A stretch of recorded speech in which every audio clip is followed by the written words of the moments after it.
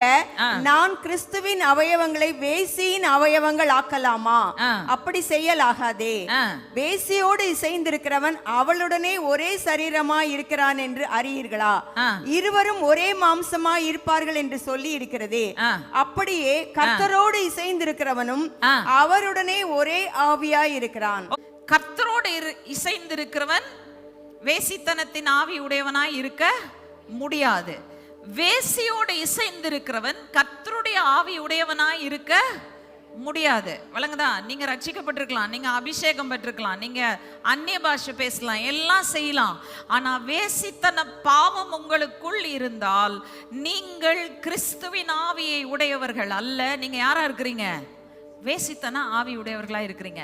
நீதிமொழிகள் 6:26. விபச்சாரி ஆங்கிலத்துல எப்படி போட்டிருக்குன்னா married woman, married woman, married man. யாருடைய வாழ்க்கையில வந்தாலும் என்ன ஆகும்? ஜீவனையே அது வேட்டையாடி தீர்க்கும் என்று சொல்லி வசனம் சொல்லுகிறது.